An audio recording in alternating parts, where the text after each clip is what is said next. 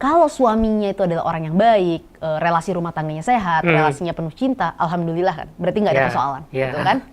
Tapi bayangkan sebuah relasi-relasi yang toksik. Contohnya kita, pertama saya tuh sebenarnya penggemar bola, tapi saya nggak pernah nonton bola Indonesia karena punya ini apa fans club di Indonesia nggak? Enggak, karena putus asa. Ini realitanya gitu kan.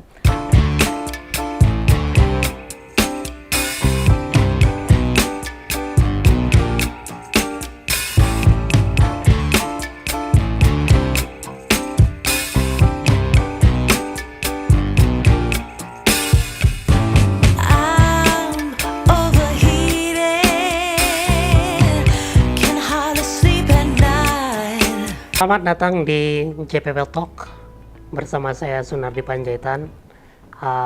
Hari ini kita kedatangan tamu yang cukup istimewa, seorang politisi muda yang sempat meramaikan kancah perpolitikan nasional.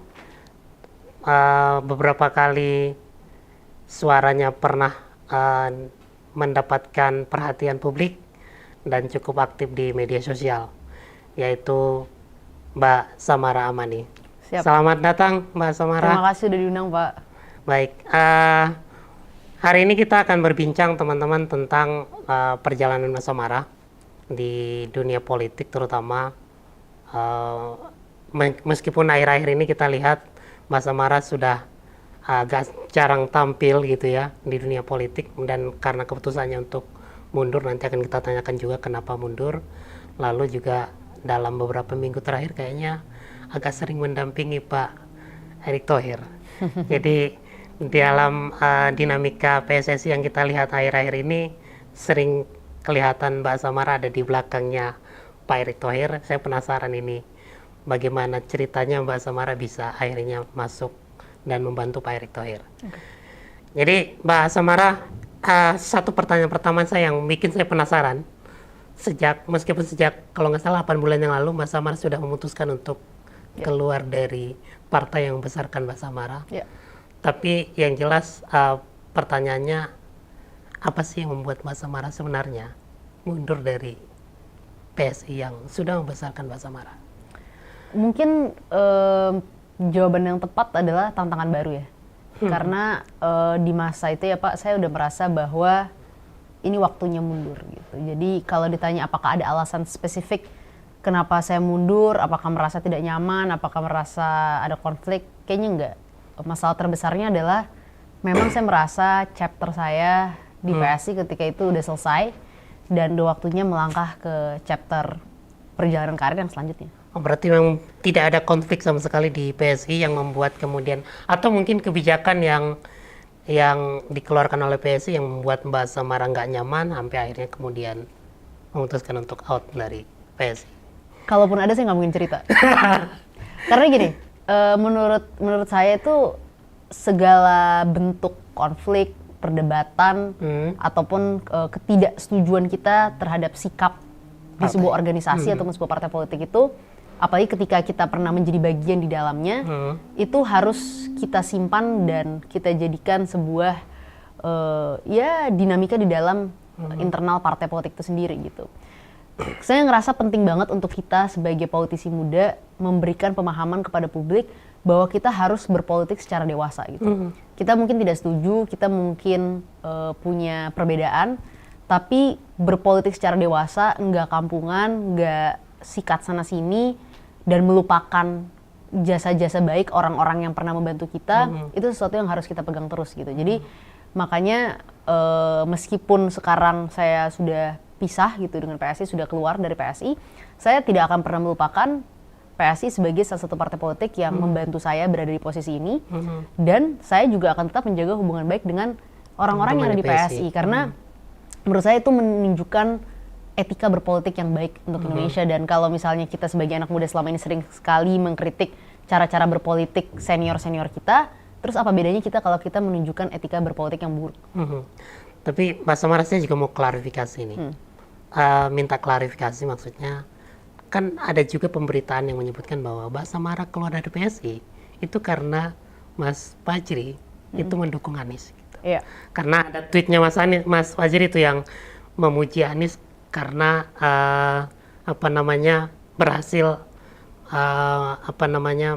membuat menangani COVID di Jakarta, sementara PSI itu secara politik juga berseberangan dengan Anies Baswedan di Jakarta. Yang pertama, suami saya tuh nggak mendukung Pak Anies Baswedan dan tidak mendukung kandidat politik manapun karena dia memang akademisi kan. Jadi dalam posisi sebagai seorang akademisi dia harus netral gitu, nggak bisa berpihak secara politik. Dan yang kedua, keputusan saya keluar dari partai itu sama sekali tidak ada kaitannya dengan dukungan calon presiden atau calon wakil presiden atau apapun itu gitu. Karena sebelum saya ada di PSI pun, sikap politik saya itu selalu jelas Pak Nardi gitu. Sebelum di PSI itu, kepada siapa saya memberi dukungan, itu bisa dicek gitu kan. Siapa yang mementori saya sebelum berpartai, dan setelah keluar dari PSI kan gini, orang bisa bicara hoax atau apapun ya, tapi setelah keluar dari PSI ini, orang bisa melihat apakah benar sih rumor yang waktu itu ada, apakah benar Samara sekarang mendukung kandidat yang digembor-gemborkan ketika itu, atau jangan-jangan enggak, dia masih di posisi yang sama gitu. Karena buat saya Pak Nardi ya, kita boleh pindah partai, kita boleh mendukung siapapun gitu. Tapi selalu ada prinsip-prinsip paling dasar secara politik di dalam hati saya gitu. Dan menurut saya prinsip-prinsip ini akan saya bawa kemanapun. Apapun partai politiknya, siapapun tokoh yang saya dukung gitu. Nah, kondisinya saat ini, per hari ini, ya saya punya dukungan kepada tokoh politik tertentu yang tokoh politik tertentu itu orang yang saya sangat percaya gitu. Jadi orang yang sangat saya percaya, saya dukung gitu kan. Dan kenapa saya nggak mengumumkan tokoh itu secara terbuka kayak gini, karena menurut saya 2024 masih jauh gitu. Jangan sampai kita udah banyak gembar-gembor tapi ya keburu dibully. Hah? Keburu dibully orang atau mungkin? Bukan keburu dibully orang gitu. Kalau kata Pak Jokowi itu ojo ke susu. Oke. Mbak Samara, ini kan pada akhirnya memutuskan untuk keluar dari politik. Ya. Tapi saya dengar-dengar juga punya beberapa program yang sekarang juga diperjuangkan di luar partai politik. Ya. Mungkin ada isu perempuan dan yang lain-lain lah gitu ya. Nah, apakah perjuangan Mbak Samara sekarang itu tidak lagi memerlukan platform seperti partai politik? Saya tuh orang yang percaya partai.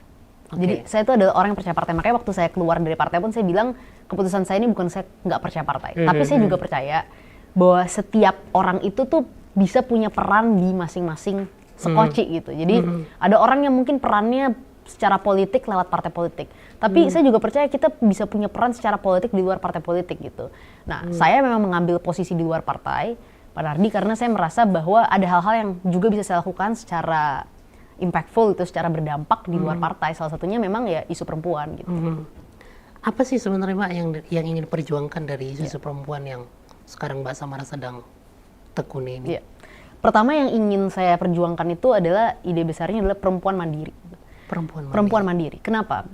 Perempuan mandiri ini bukan berarti orang yang tidak memiliki kebutuhan dengan laki-laki, dengan suaminya segala macam. Bukan seperti itu, tapi saya tuh percaya bahwa salah satu akar persoalan dan ketimpangan itu selalu berada di bidang ekonomi. Dan memang kalau kita lihat dari segi data, secara pendapatan perempuan masih timpang dengan laki-laki gitu. Dan juga ketimpangan ini yang membuat perempuan sangat tergantung dengan laki-laki, membuat mereka juga tidak bisa keluar dari sebuah relasi yang tidak sehat gitu. Artinya gini ya Pak Nardi, kalau suaminya itu adalah orang yang baik, relasi rumah tangganya sehat, relasinya penuh cinta, alhamdulillah kan, berarti nggak ada persoalan, gitu kan? Tapi bayangkan sebuah relasi-relasi yang toksik. Contohnya kita lihat kasus terakhir Vena Melinda dan Ferry Irawan. Ya kan? Sempat viral itu. Sempat viral, gitu kan? Jadi Vena Melinda mengaku bahwa dia tidak diberi nafkah selama 3 bulan oleh suaminya, dan dia menjadi korban KDRT, begitu. Bayangkan kalau Vena Melinda itu adalah seorang ibu-ibu di pinggiran rel kereta api Jakarta yang tidak bekerja, yang punya 3 orang anak, dan yang bekerja di situ hanya suaminya. Dan dia bukan public figure yang dan dia bukan public figure. Ya. Apa yang terjadi? Sosok itu akan terbelenggu dalam relasi itu karena secara ekonomi dia nggak bisa keluar dari relasi itu. Dia akan mikirin bagaimana dia menghidupi dirinya, dia akan mikirin gimana dia menghidupi anak-anaknya. Nah, karena banyak hal ini menjadi faktor, akhirnya dia berkorban, dia tetap stuck dalam relasi itu. Nah, kalau perempuan mandiri, artinya perempuan punya pendapatan sendiri, punya kemampuan untuk berdaya, bisa sekolah dengan baik gitu, dan akhirnya bisa bekerja. Kalaupun nggak bekerja, bisa berbisnis dari rumah gitu, punya pendapatan, relasinya akan lebih setara antara perempuan dan laki-laki, antara istri dengan suami. Mungkin suami tetap memberi nafkah, mungkin mayoritas uangnya diberikan oleh suami, nggak apa-apa, tapi perempuannya punya uang yang cukup untuk menghidupi dirinya. Gitu. Ya. Tapi secara implementatif seperti apa Mbak Samara bentuknya nanti perempuan mandiri itu yang sedang diperjuangkan itu? Sebenarnya saya mau fokusnya di meningkatkan awareness dulu, Pak. Karena kan memang sekarang peran saya memang di luar pemerintah gitu. Jadi yang ingin kita lakukan adalah salah satu platform media saya memang fokusnya untuk menjelaskan isu-isu stigma tentang perempuan, apa saja yang bisa dilakukan gitu kan. Dan kita juga sekarang lagi membantu korban kekerasan seksual juga gitu. Jadi sekarang salah satu yang kita lakukan adalah kita fundraising, dan uang yang kita terima itu kita berikan kepada korban kekerasan seksual yang membutuhkan pemulihan secara psikologis gitu. Jadi mereka pergi ke psikolog, duitnya langsung kita kasih ke psikolog untuk transparansi dan akuntabilitas gitu. Jadi itu sih Pak Nardi yang kita lakukan. Nah, perempuan mandiri ini memang sebuah gerakan, campaign, dan sebuah keinginan saya untuk meningkatkan awareness. Karena saya tuh percaya gini, kesempatan memang banyak kebijakan yang bisa kita lakukan ya untuk memperbaiki ya kesetaraan gender, perempuan yang lebih berdaya, itu banyak yang bisa kita lakukan. Tapi salah satu alasan juga banyak perempuan yang tidak bisa sampai di posisi mandiri ini, itu juga bukan semata-mata karena kesempatan, tapi juga karena stigma kultural. Gitu ya, bahwa perempuan itu tempatnya di rumah, perempuan itu harusnya nggak berkarir gitu segala macam. Dan itu 100% tugas laki-laki dan untuk menghidupi perempuan dan lain sebagainya. Jadi peningkatan awareness, kesadaran masyarakat, kesadaran perempuannya sendiri nih, bahwa memiliki pendapatan itu suatu hal yang sangat krusial. Itu juga memang jalan yang sangat penting untuk kita kerjain gitu. Nah, memang kalau lihat cita-cita dan gerakan Mbak Samara tadi, memang saya kepikiran sepertinya Mbak Samara akan lebih powerful kalau ada di partai politik gitu ya. Karena saya misalnya belajar gitu dari bagaimana teman kita Budiman Sujatmiko misalnya melakukan gerakan pemberdayaan desa, kemudian melahirkan undang-undang desa gitu ya. Nah, apakah Mbak Samara nanti akan terpikir ujungnya nanti mungkin akan mengusulkan satu regulasi tentang ekonomi perempuan atau perempuan berdaya itu? Ya, sebenarnya perempuan berdaya itu kan itu masalah kesempatan ya. Artinya yang perlu kita lakukan adalah memberikan sebuah ekosistem yang baik untuk perempuan.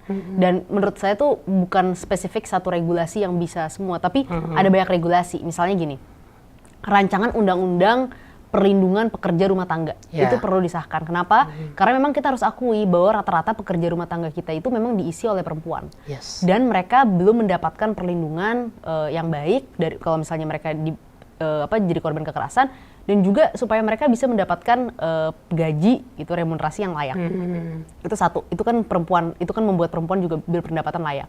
Yang kedua juga misalnya memastikan bahwa ini law enforcement ya, memastikan bahwa setiap kawasan-kawasan industri gitu, tempat banyak buruh-buruh perempuan ada, dan juga tempat kantor-kantor di mana banyak karyawan perempuan, ada misalnya ruang laktasi gitu kan, tempat penitipan anak, segala macam. Nah, ini sebenarnya sebuah ekosistem gitu. Jadi perempuan mandiri ini bukan semata-mata karena ada satu regulasi yang bisa memastikan bahwa perempuan akan punya pendapatan. Tapi juga bagaimana regulasi-regulasi yang ada itu mendukung sebuah ekosistem perempuan yang bisa berkarir, bisa bekerja. Sama juga nggak kalah penting ya Pak Nardi adalah memastikan juga bahwa perempuan-perempuan ini ya bisa bisa mendapatkan pendapatan dengan misalnya latihan-latihan di balai kerja kita gitu. Jadi kita ini sebenarnya sudah punya banyak sekali infrastruktur dan resources. Betul. Tinggal bagaimana kita memanfaatkan infrastruktur resources yang ada itu untuk perempuan-perempuan ini gitu. Karena di negara kita ini paling senang membuat infrastruktur baru gitu. Jadi ada masalah apa kita buat lagi skoci baru, ada masalah apa kita buat lagi skoci baru. Sebenarnya kalau kita bisa memastikan bahwa skoci kita yang ada, infrastruktur instrumen-instrumen negara yang ada itu maksimal, posyandu kah gitu kan, balai latihan kerja kah gitu kan, terus kemudian juga memastikan bahwa regulasi tentang tempat penitipan anak itu ada, laktasi ada, dan juga memastikan bahwa pekerja rumah tangga dan pekerja informal mendapatkan pendapatan yang lebih layak, ya kita membuat sebuah ekosistem yang baik gitu. Jadi saya tuh percaya untuk mendukung perempuan mandiri, untuk mendukung perempuan maju, yang kita butuhkan adalah sebuah ekosistem yang baik, bukan 1-2 regulasi atau 1 sekoci. Itu terutama di tempat-tempat swasta, Mbak Samara. Kalau di beberapa kementerian memang sudah ada tempat-tempat, misalnya penitipan anak, laktasi gitu ya. Tapi di gedung-gedung swasta kita lihat aja misalnya Sudirman Tamrin Kuningan yang segitiga emas itu memang masih sangat minim ya, tempat-tempat yang mendukung seorang ibu menyusui misalnya gitu, untuk penitipan anak dan lain-lain. Itu kan membuat progres mereka juga semakin tidak maksimal kalau. Betul. Nah, apakah memang akan sampai ke sana arah gerakan ini, Mbak? Harapannya sih kayak gitu. Kita harapannya ya bisa mengadvokasi kebijakan-kebijakan seperti itu gitu. Kita berharap suatu saat nanti pemerintah gitu ya, Kementerian Perempuan bisa menjelaskan, ya itu kan harus kerjasama dengan Kemenaker juga ya, tapi ya harapannya bisa mengenforce gitu ya, menegakkan hukum, memastikan bukan hanya di tempat-tempat Sudirman Tamrin ini, tapi juga kita harus lihat di pabrik-pabrik dengan buruh perempuan yang sangat banyak gitu. Jadi itu yang harus jadi fokus kita, karena gimana perempuan yang mau bekerja, kembali lagi kepada stigma kultural kan, yang menjaga anak kan perempuan ya gitu kan. Nah tapi karena stigma kultural ini sangat mengakar di kita gitu, susah bagi perempuan itu bekerja kalau nggak ada support sistemnya gitu. Jadi anaknya mau ditaruh di mana? Untung-untung kalau misalnya mereka punya orang tua yang suportif gitu kan. Tapi kan di banyak level masyarakat akar rumput itu, masyarakat yang di bawah sekali yang memang kerja sebagai buruh, suaminya juga mungkin kerja sebagai buruh gitu kan. Ini kan ribet, menitipkan anak ini sesuatu yang nggak mudah gitu. Kadang dititipin tetangga segala macam gitu, tapi ya nggak semua tetangga juga mau dititipin gitu. Itu jadi konflik dan dinamika sendiri kalau kita turun ke bawah gitu kan. Nah, makanya perlu ada tempat penitipan anak itu, dan tempat penitipan anaknya ya harus disubsidi gitu. Kalau nggak disubsidi ya perusahaan itu harus mensubsidi atau ya kalau perlu menggratiskan gitu sebagai bagian dari package untuk perempuan-perempuan ini gitu. Untuk para pekerja mereka gitu. Nah, ini menarik nih. Ini satu gerakan besar, satu mimpi besar. Tapi saya melihat nih Mbak Samara, di tengah Mbak Samara sedang fokus ke urusan perjuangan perempuan mandiri, tiba-tiba Mbak Samara muncul di sampingnya Pak Erick Thohir. Oh iya. Saya nggak tahu ini gimana ceritanya. Apa yang kemudian mendorong Mbak Samara kemudian untuk saya harus bantu Pak Erick Thohir nih di PSSI gitu. Apa latar belakangnya itu Mbak Samara? Pertama saya tuh sebenarnya penggemar bola, tapi saya nggak pernah nonton bola Indonesia karena punya ini fans club di Indonesia nggak? Enggak, karena putus asa. Ini realitanya gitu kan. Jadi saya tuh penggemar bola, klub favorit saya di Eropa tuh ada Real Madrid. Saya ngefans sudah lama lah, dari sejak SMP kelas 1. Kenapa saya nggak pernah punya fans bola di Indonesia, klub di Indonesia? Karena saya tuh putus asa sekali dengan sepak bola Indonesia dari sejak saya nonton timnas di tahun 2010. Dan itu saya ingat saya masih kelas 2 SMP atau awal-awal kelas 3 SMP lah ya. Itu nontonnya ke stadion atau di TV itu? Nonton di TV. Tapi aku waktu itu sempat juga nonton friendly match-nya Indonesia lawan Uruguay. Kalau nggak salah itu setelah Piala Dunia lah. Lama setelah Piala Dunia. Nah, tapi waktu nonton di situ tuh aku nonton nobar sama teman-temanku segala macam sebagai anak SMP yang mendukung timnas dong. Dan itu mengecewakan sekali karena kita sepanjang grup itu mainnya bagus, sepanjang laga bagus, turnamen bagus. Begitu sampai ke final, kita tiba-tiba kalah 3-0 dan kita tahu lah di Bukit Jalil itu kekalahannya seperti apa, rumornya kita sudah sama-sama dengar kayak apa gitu kan. Nah, itu menyakitkan sekali untuk orang yang pertama kali mengidolakan timnas gitu ya. Sebagai anak SMP itu membekas gitu buat saya Pak Nardi ya. Nah, karena itu membekas, saya ngerasa bahwa udahlah percuma juga kita nonton sepak bola Indonesia gitu. Aku nonton, kalau timnas selalu nonton. Tapi bola Indonesia semenjak itu aku nggak mau nonton karena ngerasa Liga 1 itu nggak pernah nonton sama sekali. Putus asa. Kalaupun nonton sekali-sekali tapi juga putus asa gitu. Putus asa dari berbagai hal.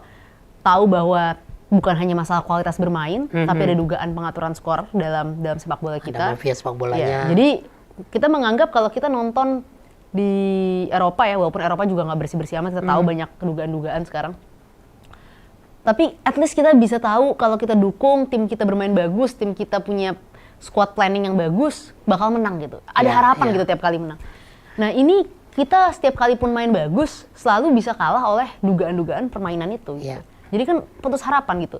Belum lagi juga keseriusan untuk tadinya zaman dulu terutama ya, untuk investasi, untuk memperbaiki kualitas lapangan kita, memperbaiki kualitas wasit kita, memperbaiki kualitas main kita. Dan kualitas main itu bukan hanya orang yang bisa main gitu, tapi kemampuan untuk, kalau dalam sepak bola tuh decision making, namanya IQ, football IQ, untuk menentukan bahwa oh ini gue harus passing ke sini, ngegolin ke sini. Itu kayaknya kok gapnya jauh banget dengan misalnya negara-negara Asia lain, nggak usah dibahas Eropa gitu ya, negara-negara Asia lain kok keseriusan itu nggak ada sama sekali gitu. Jadi aku ngerasa bahwa udahlah, hopeless, putus asa. Nah, putus asa itu tiba-tiba muncul berubah menjadi harapan ketika saya lihat Pak Erick maju menjadi ketua umum PSSI. Dan alasannya sederhana, Pak Nardi. Saya tahu Pak Erick adalah orang yang punya pengalaman gitu kan, di bidang olahraga, baik di basket maupun di bola. Iya, dan dia pernah punya beberapa klub gitu ya. Betul. Tapi yang paling membuat saya yakin tentu pengalaman beliau di sepak bola gitu. Bagaimana beliau menangani Inter Milan, melakukan restrukturisasi terhadap sistem manajemen Inter Milan yang tadinya sangat bergantung pada keluarga Moratti gitu kan. Beliau ubah itu menjadi lebih modern, lebih sesuai dengan keadaan finansial saat ini gitu kan. Bagaimana beliau juga memiliki bisnis di Oxford United. Dan saya ngelihat orang yang paham manajemen itu yang dibutuhkan sama PSSI. Jadi bukan hanya beliau orang yang kompeten dari segi bola ya. Background olahraga dan bolanya kan udah dapet ya. Tapi juga dari segi manajemen dapat. Orangnya bisa eksekusi, dan saya lihat itu di dua bidang kalau Pak Erick. Saya lihat saksi mata waktu beliau jadi ketua TKN. Ya kan? Beliau kan ketua tim kampanye Pak Jokowi. Kenapa ini penting menjadi ketua tim kampanye Pak Jokowi? Karena PSSI ini kan berisi banyak kepentingan. Benar kan? Benar. TKN Pak Jokowi diisi banyak partai politik, dan beliau ketika itu sebagai ketua bisa menjebatani semua kepentingan-kepentingan ini dan bagaimana caranya menjadikan sebuah institusi yang diisi oleh banyak partai itu jalan. Gitu kan. Jadi jalan kan gitu. Dan itu sebuah cara manajemen yang menurut saya baik gitu di tengah banyaknya kompleksitas antar partai. Sama juga di BUMN gitu kan. Saya ngelihat ini orang bisa bekerja, begitu masuk berani benturan, berani tabrak sana sini dengan melaporkan kasus di Asabri dan Jiwasraya gitu. Nah, dari segi kompetensi, dari segi manajemen, dari segi menghadapi kompleksitas, Pak Erick itu dapat gitu. Kalau resep tuh ingredientnya tuh udah dapat semua. Dan gitu. case-nya sama semua itu. Benar. TKN itu politician, benar. BUMN itu para profesional tapi nggak satu gitu. Betul. Di PSSI juga sama. Jadi karena kemampuan manajemen dan kompetensi ini, saya ngerasa bahwa mungkin ada harapan dengan Pak Erick Thohir, ada harapan. Dan karena saya ini hidup di dalam dunia politik ya Pak Nardi, dalam dunia politik itu kita harus selalu memupuk harapan. Karena politik ini kalau kita tidak memupuk harapan, kita akan gampang putus asa dan menyerah. Dan sama seperti saya yang sudah putus asa di dunia bola, ketika saya melihat ada harapan gitu, ya waktunya kita mendukung harapan ini. Gak akan sempurna dan gak akan cepat. Tapi kan kita harus memastikan bahwa ada orang-orang bagus yang mau duduk di PSSI.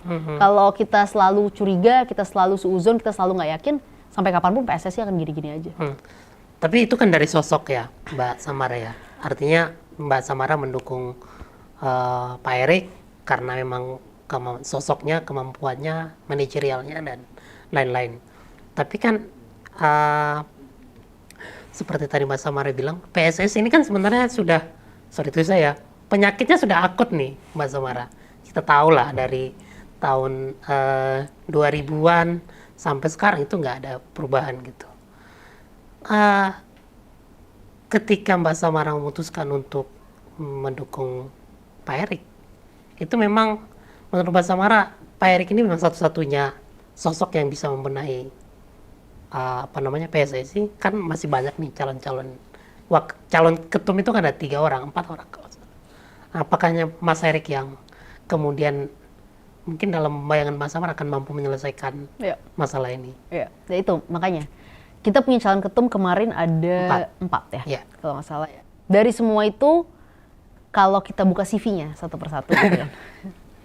Walaupun sebenarnya udah selesai ya, sebenarnya udah nggak ada lagi perlu dibahas karena udah menang. Tapi kalau kita buka CV-nya satu persatu, yang paling mentereng dari segi kompetensi dan punya pengalaman di bidang olahraga sudah pasti Pak Erick gitu kan. Jadi kalau kompetensi itu biasanya kalau saya ditanya biasanya Pak Nardi mau wartawan segala macam, saya nggak bahas lagi soal kompetensi karena nggak ada debat kalau masalah kompetensi. Nah pertanyaan selanjutnya adalah soal nyali.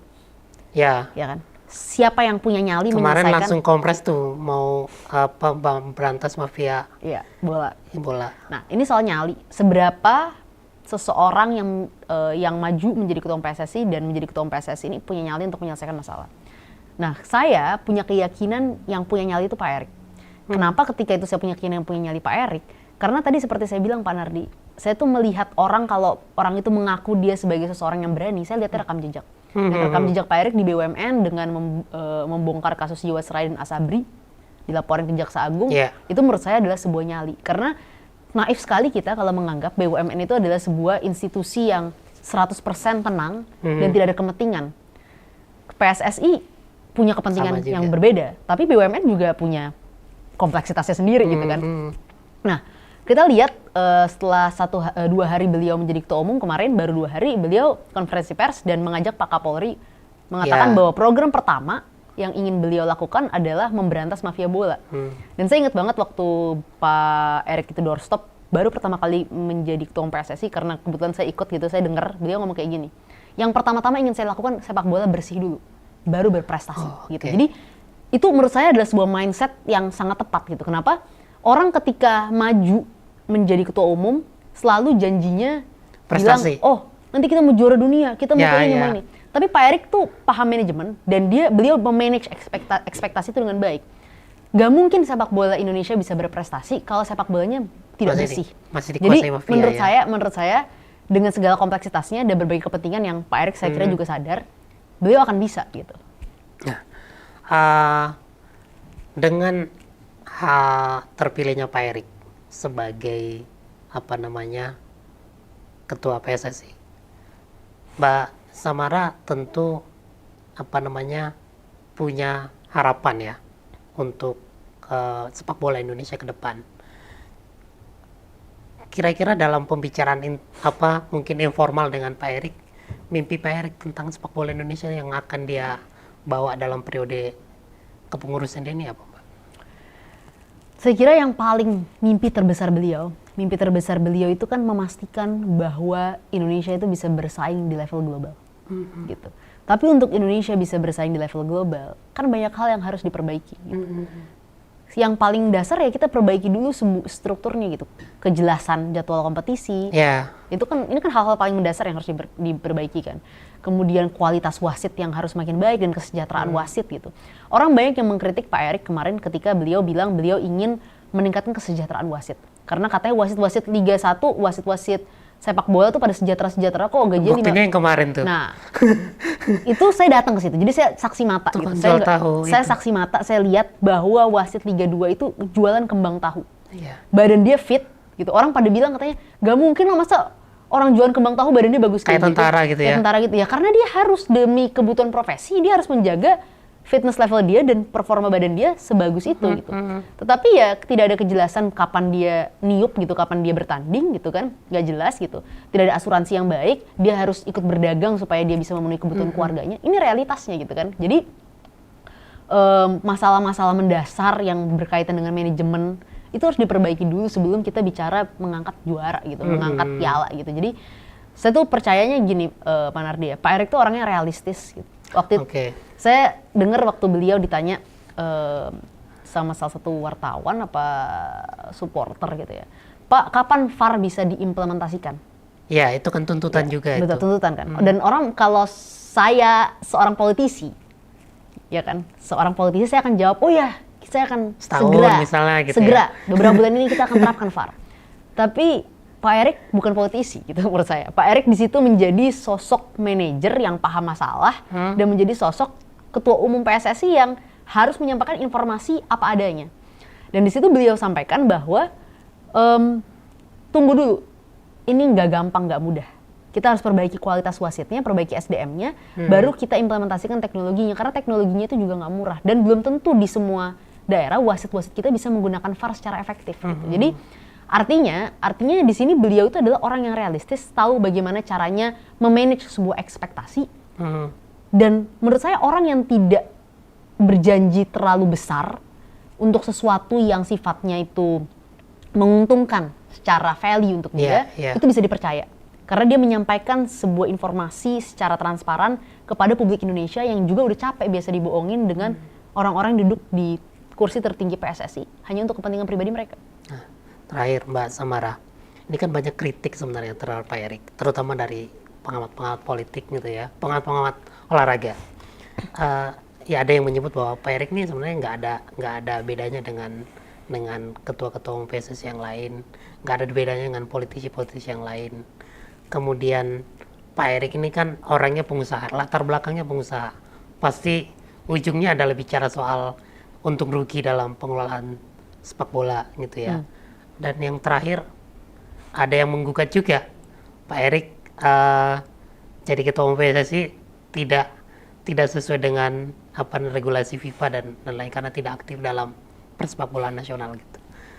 Sebagai orang yang ikut membantu Pak Erick Thohir, Mbak Samara menjawab kritikan itu seperti apa, Mbak?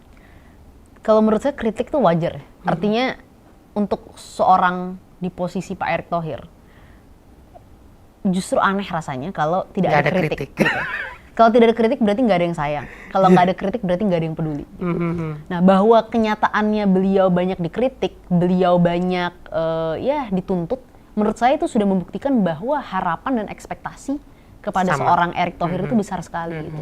Karena mungkin orang mengharapkan sebuah perubahan dari figur Pak Erick gitu. Jadi menurut saya ya orang boleh kritik apa saja. Pada akhirnya cara terbaik menjawab kritik itu bukan dengan kata-kata, Pak Nardi, tapi dengan kinerja. Oke, baik. Terima kasih Mbak Samara. Obrolan kita hari ini cukup memberikan banyak insight ya teman-teman.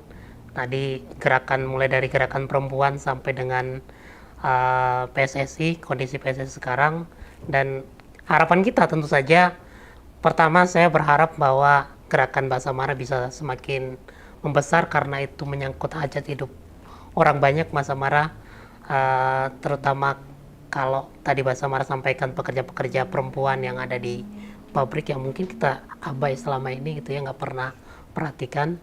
Juga terkait dengan PSSI, ini sepak bola menjadi salah satu olahraga paling populer di Indonesia di luar bulu tangkis. Jadi dengan kehadiran Pak Erick Thohir kita harapkan bisa membenahi sepak bola nasional gitu, dan kita akan kawal sama-sama. Setuju. Terima kasih sudah mengikuti dan menonton JPP Talk hari ini. Sampai ketemu di program JPP Talk berikutnya. Selamat sore.